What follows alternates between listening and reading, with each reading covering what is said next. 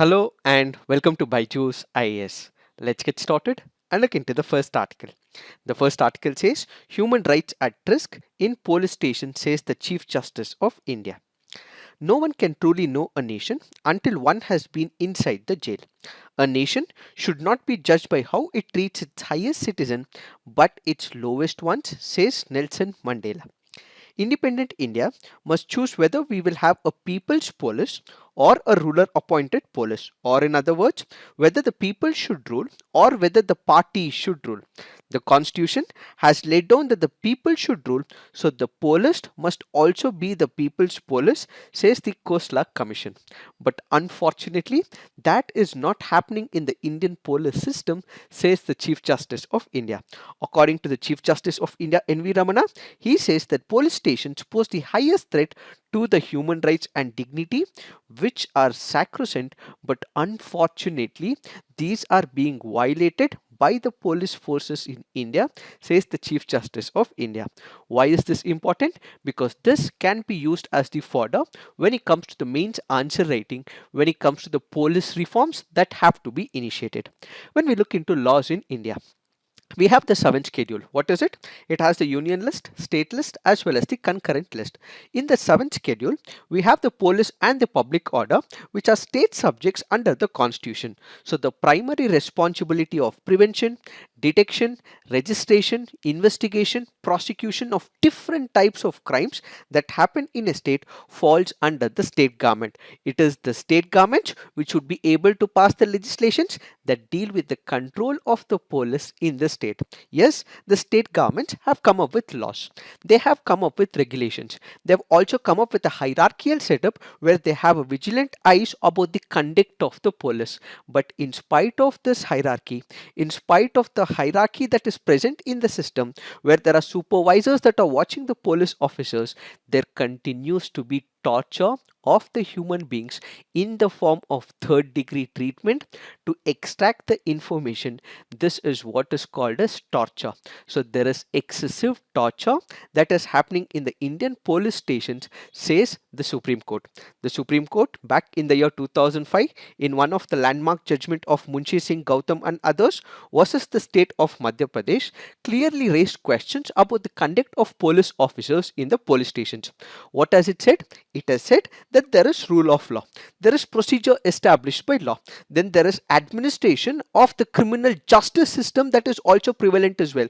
In spite of all these rules, regulations and constitution mandating the rule of law, that is being exploited by the police officers, says the Supreme Court in Manshu Singh Gautam and others versus the state of Madhya Pradesh. In fact, in the very same judgment, the Supreme Court has also said that we have formulated different set of guidelines. We have stressed in various Supreme Court judgments that torture is against the fundamental rights as enshrined under Article 21 as well. But in spite of these guidelines, in spite of these judgments, in spite of repeated calls given by the Supreme Court, there continues to be exploitation of the poor ranked society, says the Supreme Court of India. So in the present situation, the Chief Justice of India has reiterated the same thing. What has the Chief Justice of India said? He has said that there is lack of effective legal representation at the police station, which is a huge detriment to the arrest and the detention of a person. And at the same time, the vulnerable population are still not able to access the criminal justice system. Why? Because the process of courts in India is lengthy.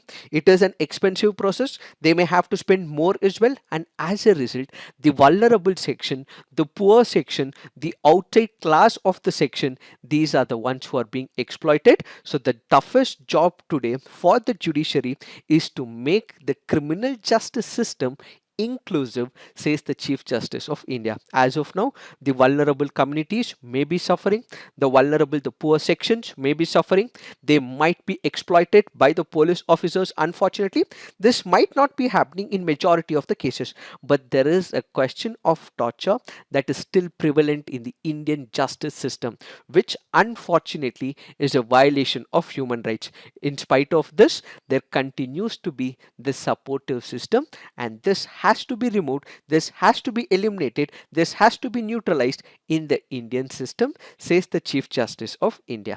That is not all. He also speaks about the digital divide as well. Digital divide, which is in the form of accessing the cases, which is about knowing what is happening in the Indian court system, that is not also helping the easy access of justice to the poor sections, says the Chief Justice of India. The remote and the rural areas do not have the digital connectivity, they do not have the internet connectivity, and as a result, there is prevalence of digital divide, which is also haunting the vulnerable communities, says the Chief Justice of India. It is this that we have to understand in reference to this article. Now let's look into the next article. This article says, revisit the idea of aging out India's coal plants. We recently had the Finance Minister of India in the budget address of 2020 and 21 said that all those coal plants which are present in India, which are aged, which has a period of more than 25 years, they will be slowly eliminated from functioning, which means they would be given a deadlock to it.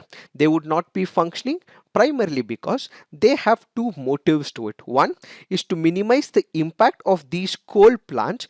They have to reduce the emissions, which will help in the nationally determined contributions, which will help in fighting the menace of the climate change, and at the same time we would also be able to cut down on the cost of the operations of all these coal plants. So why did the finance minister come up with this? The finance minister says there are some coal power plants. These power plants are emitting a lot of carbon dioxide, they are emitting a lot of greenhouse gases. This has to be reduced. So how do we reduce it? These aged ones which are above 25 years, they will have to be shut. That's the first thing.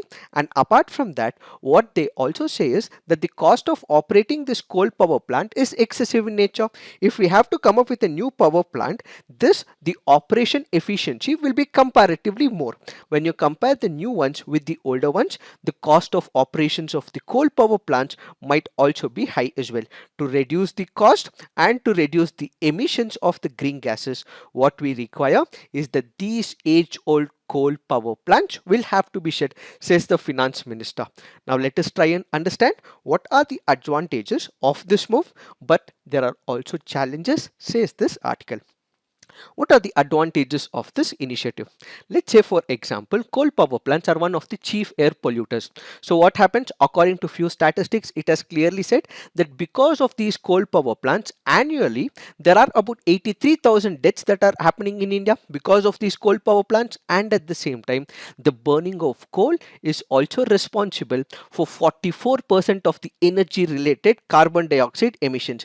So what we actually see is large scale greenhouse gases that are being emitted, which might cause pollution on the one side, and at the same time this may also cause deaths and also have health related issues. If we eliminate these coal power plants which are aged, what are we going to do? We would be eliminating or minimizing the emissions in India. So the first key factor is that if we are able to remove them closely, shut them closely, and follow it up with periodic upgradations, what we will be able to reduce is the pollution on one side and reduce the impact on the health as well. That's the first key criteria. The second advantage of this initiative would be the cost factor. They should be able to reduce the cost. How? Let me explain with one of the examples. These are just hypothetical numbers. Let's say we require about 1000 tons of coal to produce about 100 kilowatts of power. Hypothetical numbers. If it is a new technology where there is upgradation of the technology, the output that is generated by this coal power plant might be comparatively more. So for producing the electricity, that is the power generated from the old, is comparatively less than the newer ones, which means that the cost of operations will be more. Then the new power plants will provide improved efficiency, then there will be reduced coal usage, and at the same time it will also help in cost savings, which is why the government of India says, one, because it eliminates the emissions and at the same time it reduces the cost, what we have to ensure is that all those coal power plants which are above 25 years of operation, such will have to be either diluted or they have to be shut eventually, says the government of India. Added to this, the government of India has also come up with strict pollution norms as well. These pollution norms also require that the power plants install flue gas desulfurizers, low nitrogen oxide burners as well, so that we control the sulfur dioxide and nitrogen oxide emissions. But if this has to be adapted, the cost will again rise as well. So instead of upgrading it with such a technology to the old coal power plants, why not come up with the new power plants? When you are able to reduce the emissions with the new power plants, when you're able to cut the cost, why take up this technology for the old power plants? Which is why these are some of the advantages, says the government of India. But this is not all. It is not all merry. There are some challenges when it comes to the execution. What are these challenges? As of now, about 20% of the total installed thermal capacity are those which are 25 years and above. So if you are shutting these coal power plants, what would happen to the power? What would happen to the power meeting capacity? There is excessive demand for power off late. If we shut down these, what would happen to the power targets? We would not be able to meet them, and as a result, there might be few states which could have shortage of power, and as a result, there will be more coal operations that might take up. So instead of shutting them, what we have to do is that we have to use these technologies in the certain cases, says this article. We already have technologies which are able to reduce the impact of the coal emissions. So the article insists that since we might face the shortage, if all of these are shut, the operations for now should be conducted in such a way that technology should be used as of now, and only when we are able to meet a specific benchmark, a specific target, only then all these operations of the old coal power plants will have to be shut, says this article. Apart from this, when you look into few coal power plants, let's take the example of Rihand or Singrauli, both are in Uttar Pradesh, and we have another power plant at Vidyanchal, Madhya Pradesh. They also have the locational advantage as well. The coal that is brought, the power that is generated are very close by. As a result, these coal power plants have a considerable low cost as well. So in such a situation where the operational cost is comparatively less, what we have to ensure is continuity of these coal power plants. First, if we are closing these coal power plants, what we will have is a shortage, and if there are locational advantages, if the cost of operations are comparatively less, why not continue their operations, asks the author. So if there is a shortage, we have to ensure that there is continuation, and at the same time technology has to be upgraded. If they have the locational advantage and the operational costs are comparatively less, in such a case such coal power plants will have to continue, says the author. So going forward, what we require is a nuanced approach. What we require is a standardized approach. It is not about shutting all these coal power plants at a go, but instead a study has to be conducted. If coal power plants are meeting the demand, are we able to generate enough amount of power? All of this will have to be taken into picture, and only then old power plants should be retired, says the article. So basically, understanding the characteristics of the overall power domain should have to be taken into picture, says this article. It is this that we have to understand in reference to this article. Now let's look into the next article. This article says the many hurdles for students. What is this article speaking about? This article here is speaking about those Indian students who go to foreign countries to study, and what are the challenges faced by the Indian students who are going to foreign countries during the COVID-19 times. When we look into the statistics, students from India and China accounted for 47% of all active foreign students in the United States of America in 2020. Indian students comprise the second largest student community in the UK and Australia. Of late, because of the restrictions imposed by Donald Trump administration previously, there were certain issues with respect to giving permission for the visas as well. Students from India have also found an alternative in Canada as well. So what do we see is that Indian students are going to United States of America, they are going to United Kingdom, they are going to Australia, they are also going to Canada. During this COVID-19, they are facing lot many challenges is what is this article all about. So what are these challenges? One, there has been a delay in their plans in 2020 due to the imposition of lockdowns. Let's look into an important statistic. As of 2019, nearly 5.9 lakh students went overseas for higher education. But in the year 2020, only 2.6 lakhs were able to go. So what are the major issues that the Indian community is facing? One, there is no coordination between the government, the universities. As a result, visa processing is not happening. They're not being given permission by the External Affairs Ministry. So the major problem is that students are suffering because of COVID-19, because the policy mandate has not happened, because the government is not giving permission, and as a result, there is a considerable drop when it comes to students who are going to all these countries. Added to this, when we consider some of the countries like Canada and some of the countries like Australia, the major part is in reference to the travel. What is happening of late is some countries are allowing the Indian students, but there are also countries which are not allowing the Indian students. So what should the Indian students do? They have to go to another location, stay there for a considerable period of time of about 14 days, then head to Canada. So this is what is making their travel expensive, and at the same time countries like Australia are not even permitting the Indian students because of the various type of variants that we see in COVID-19. So who will be the major sufferers? It is the Indian students.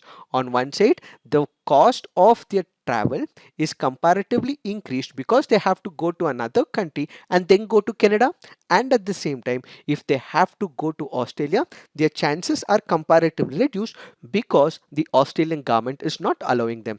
Added to this, the second problem is with respect to the vaccination. What is the vaccination problem issue?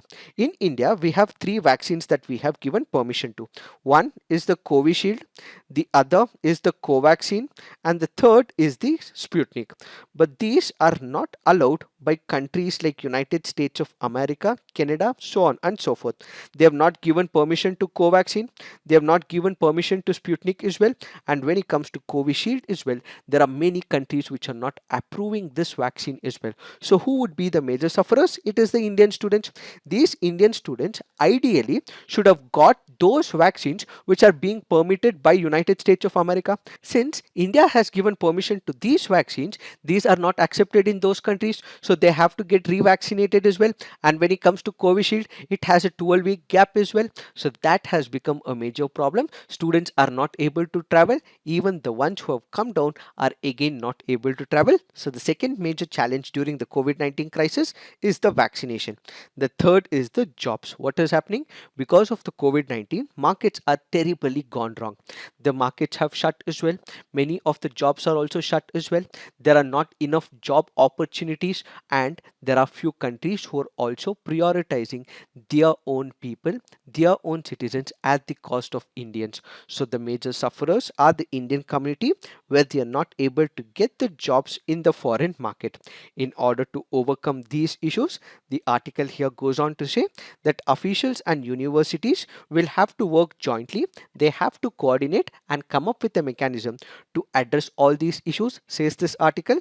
And apart from that, policies pertaining to air travel and recognition of Covaxin and other vaccines will have to be expedited so that students are not the sufferers, says this article. It is this that we have to understand in reference to this article. Now let's look into the next article. This article says the sovereign right to tax is not absolute. This article here is speaking about the retrospective taxation. We have discussed about this issue in the last few days, and we will also have one of the videos that will be coming up shortly with respect to the retrospective taxation. But what are we going to discuss under this article? This will be a brief summary of this article. Basically, whether is there an absolute right that is accorded to government when it comes to the taxation powers with respect to the international companies, and at the same time, if they do not have, what are the case laws? So our discussion here would only be with respect to the international settlement. We have one of the important tribunals. What is it? It is the Investor State Dispute Settlement Tribunal. This is an instrument of the public international law. if there are countries engaging in the bilateral investment treaty, if there are any issues, there are controversies and disputes, they can go to this investor state dispute settlement tribunal. The tribunal will award a particular order, and ultimately this may have to be followed by the country as well as that company. There are few arguments in this particular article which is, yes, the government has a right to enforce the absolute taxation powers. When we look into one of the judgments passed by the investor state dispute settlement in the Acer versus Spain, it has said that the power to tax is a core sovereign power of the state that should not be questioned lightly. So what does it support? It supports that the government has the power to tax the authorities or the companies from a different country. Then we have El Paso versus Argentina. It says that state has a sovereign right to enact the tax measures it deems appropriate at any particular time. This once again supports the right of the government to enforce taxation laws. Then we have Renta versus Russia, which says taxation measures are a bona fide exercise of the state's public powers. These judgments or orders clearly give us an idea that the government of the respective states have every right to enforce a taxation, and the company in that country which is operating will have to follow all these taxation laws. There is one set of an argument. There is another set of argument which says that the sovereign power of taxation given to the government of that country is not absolute. Why? Because there is bilateral investment treaty, there is international obligation, there is a commitment, there is an adherence to the international value system as well, where the company and the government has entered into. One of the landmark judgments is Burlington versus Ecuador. What happened in this particular judgment? In the Burlington versus the Ecuador, the international law clearly mandated the tax law enforced by that particular country should not be discriminatory in nature, and at the same time it should not be confiscatory as well, which means that the tax enforced by the government on that particular company should not be far excess, it should not be unreasonably enforced. If it is far excessive or unreasonable, that would be confiscatory, says the Burlington versus Ecuador. And when we look into Encana versus Ecuador, it goes on to say that the tax law is an extraordinary power given to the sovereign, and such should not be punitive in nature or arbitrary in incidence. Then we have the Kane Energy versus India as well. Again, this goes on to say that the right to tax in the public interest should also be balanced with the investor's interest as well. In the same Kane Energy versus India, it has said that every country has the sovereign right to impose taxes. With respect to India, it has also clarified, you India, if you feel that there are tax havens where countries are exploiting it, you would be able to enforce these laws, but this should not be in a retrospective effect, but it should be prospective. So there are companies which might make use of the loopholes in the system. So what you can do is, if you are enforcing any of these laws, it has to be prospective in nature from the future date and not from the back date, which is retrospective in nature. So these discussions clearly point out that the government does not have the absolute right to taxation. Yes, they do have, but they also have to listen to the bilateral investment treaties. They have to comply by these rules, respect the international mandate, which is why there has to be a balance between the sovereign right to impose the taxation and to respect the commitment made under the bilateral investment treaty. More on this will be explained in our future Economy This Week videos. Now let's look into the mains practice questions. Closing down the old coal power plants using age as the only criteria can prove to be counterproductive. Analyze. Next question. Indian students studying overseas and those seeking to go abroad face many COVID related challenges. Discuss. So please write all your answers on the comment section. Peer review. Do give positive feedback to your friends' answers. So write as many answers as possible so that you guys can actually prepare well for your mains examination. So this is it for today. Thank you for watching. All the best.